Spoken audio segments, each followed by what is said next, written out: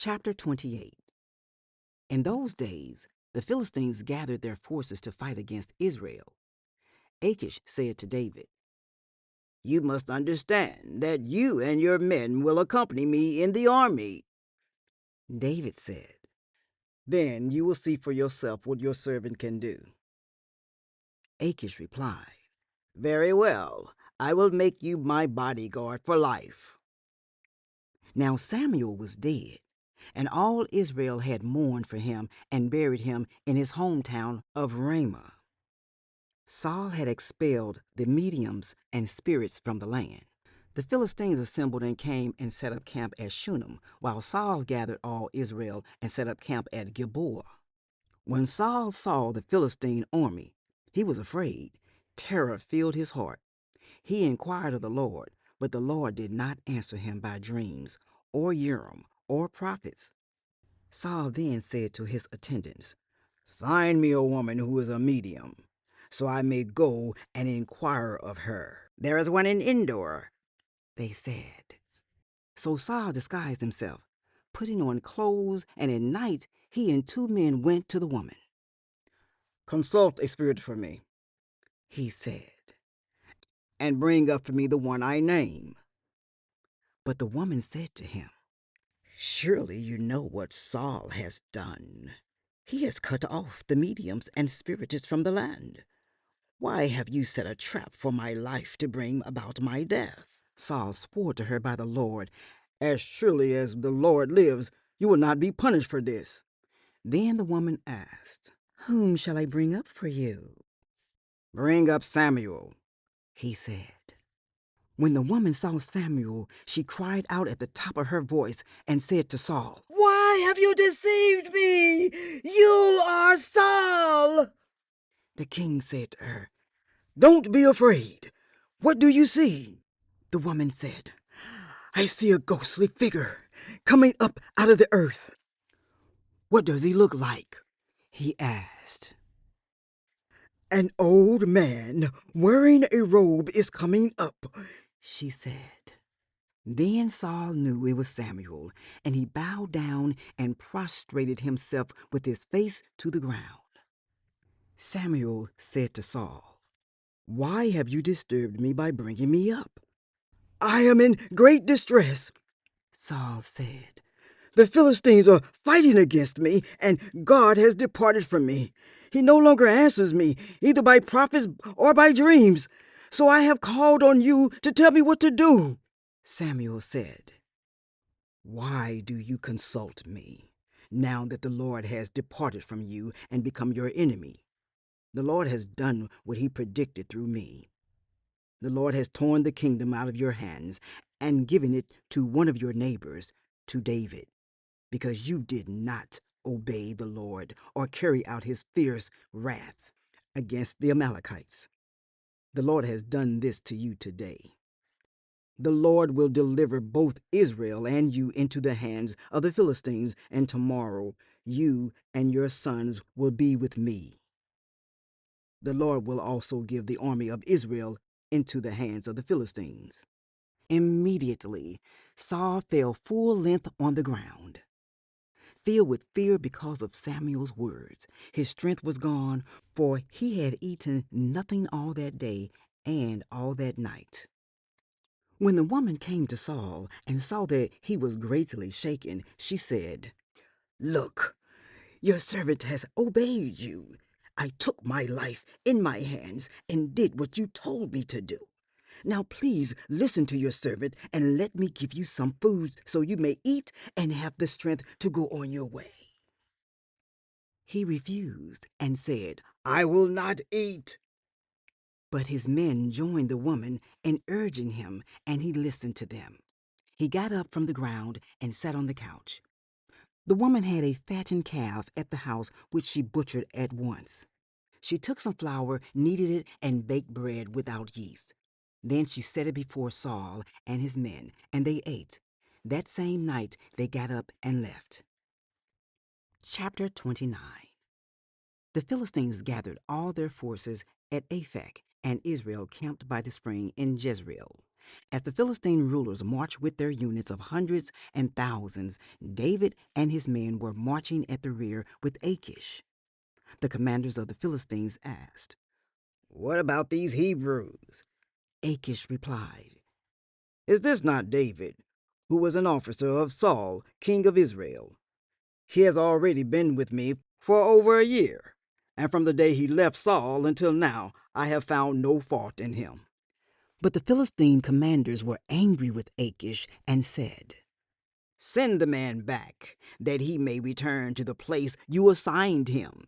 He must not go with us into battle, or he will turn against us during the fighting. How better could he regain his master's favor than by taking the heads of our own men? Isn't this the David they sang about in their dances? Saul has slain his thousands, and David his tens of thousands." So Achish called David and said to him, "As surely as the Lord lives, you have been reliable, and I would be pleased to have you serve with me in the army. From the day you came to me until today, I have found no fault in you, but the rulers don't approve of you. Now turn back and go in peace. Do nothing to displease the Philistine rulers." "But what have I done?" asked David. "What have you found against your servant from the day I came to you until now? Why can't I go and fight against the enemies of my lord the king?"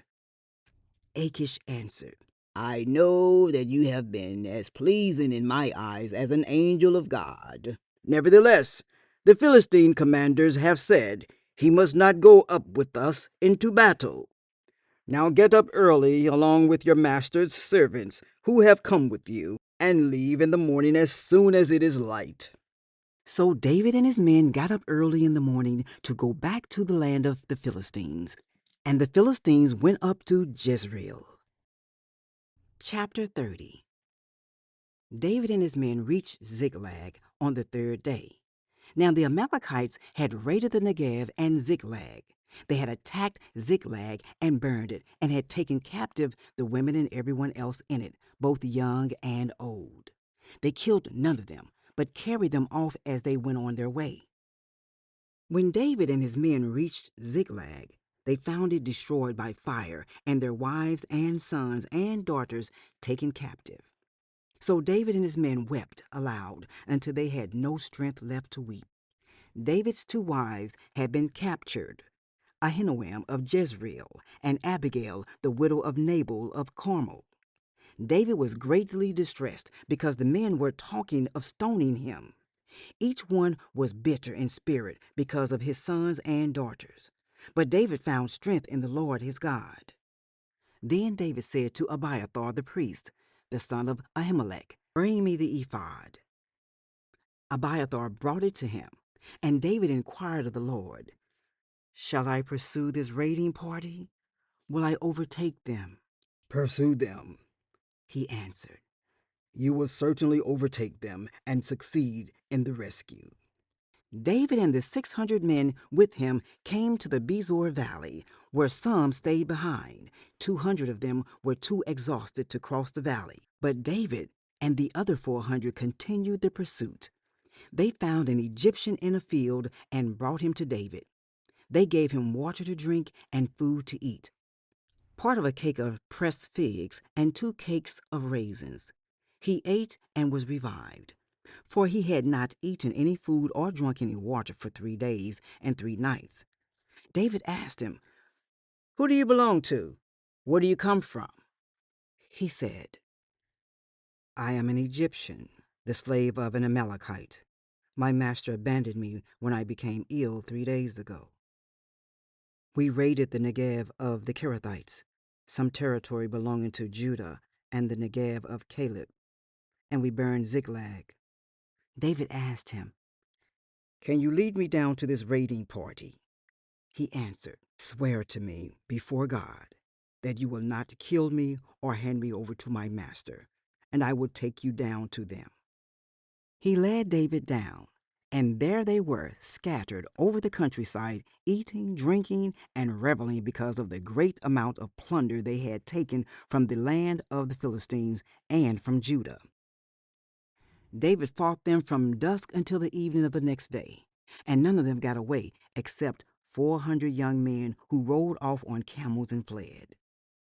David recovered everything the Amalekites had taken, including his 2 wives. Nothing was missing. Young or old, boy or girl, plunder or anything else they had taken. David brought everything back. He took all the flocks and herds, and his men drove them ahead of the other livestock, saying, "This is David's plunder." Then David came to the 200 men who had been too exhausted to follow him and who were left behind at the Bezor Valley. They came out to meet David and the men with him. As David and his men approached, he asked them how they were. But all the evil men and troublemakers among David's followers said, "Because they did not go out with us, we will not share with them the plunder we recovered. However, each man may take his wife and children and go." David replied, "No, my brothers, you must not do that with what the Lord has given us. He has protected us and delivered into our hands the raiding party that came against us. Who will listen to what you say?